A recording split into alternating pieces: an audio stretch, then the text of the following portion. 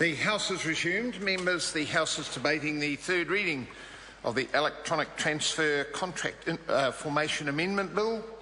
When the House rose for the dinner adjournment, Claire Curran had the call.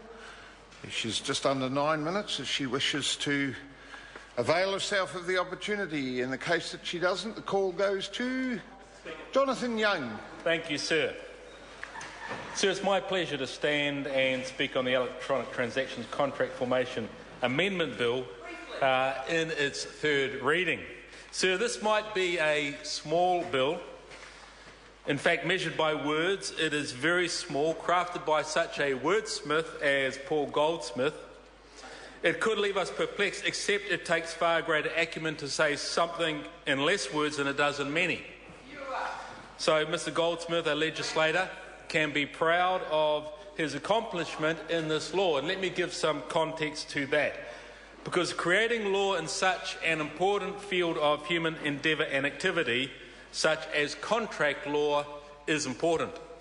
Contracts are so important to the healthy development and growth of not only economies but society. They are like the sinews which hold so much together. What is a hand without an arm, somebody might ask. Each separately has little use or function, but together they have mobility, leverage and usefulness. What's a foot without a leg? What's a mouth without a mind? Perhaps some members on the other side could answer that question.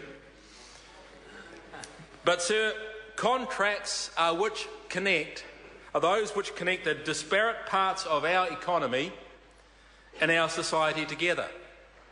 They socialise people. You have what I want and I have what you want is the nub and centre of a transaction. So let's talk and let's see if we can come to an agreement. Let's do an exchange of value. Contracts also connect countries, as we know with the free trade agreements that are benefiting our nation in these times. Agreements, sir, which sheltered us from the global financial crisis, perhaps more than most countries.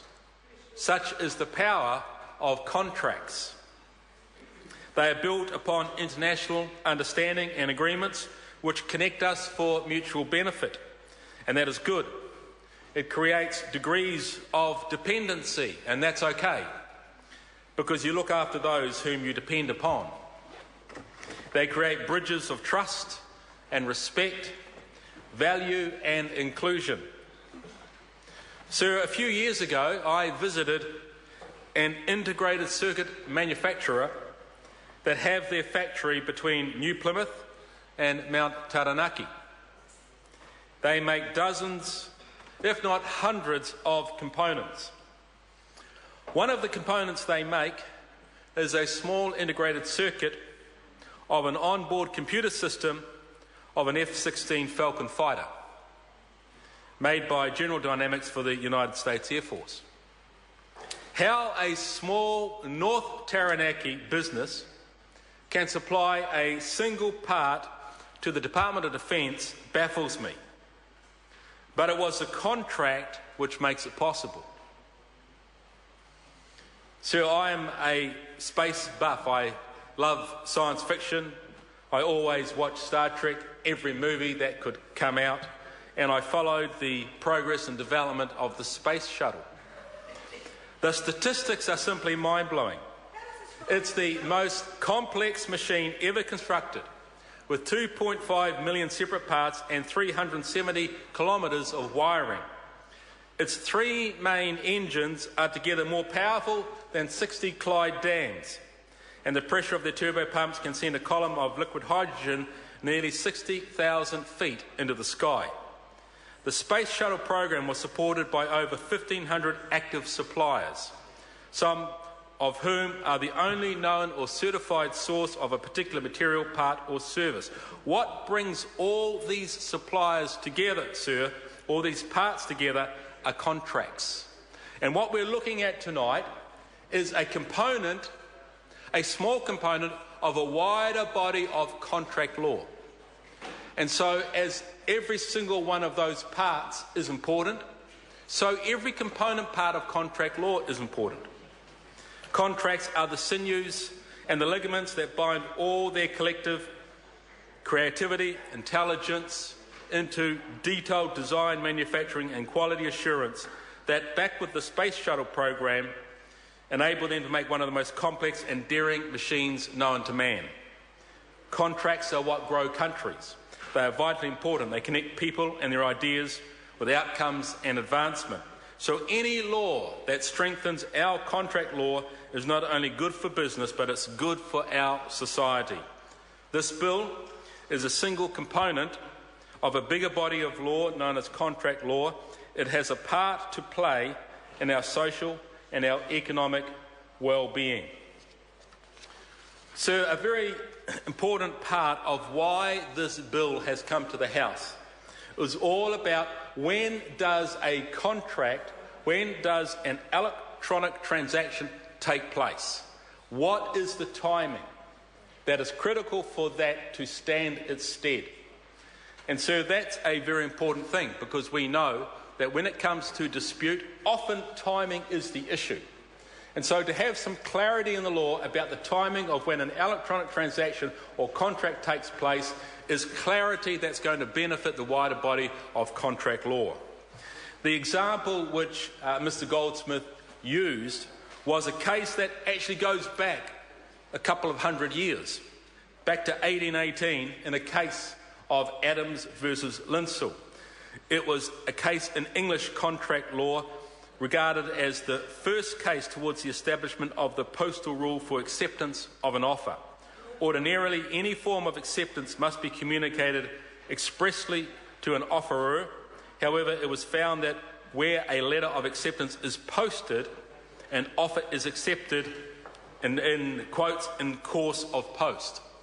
And so, sir, when it came to a offer and an acceptance of an agreement that handles or that transacts through the post, you have this period of time where it's an unknown entity of whether the offer has been accepted. And of course, these days, we don't do postal contracts that often. We do electronic contracts. They are the norm and increasingly will be so in our modern society.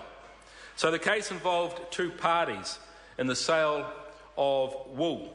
On the 2nd of September, the defendants wrote to the plaintiffs, offering to sell them certain fleeces of wool and requiring an answer in the course of post. The defendants misdirected the letter so that the plaintiffs did not receive it until the 5th of September.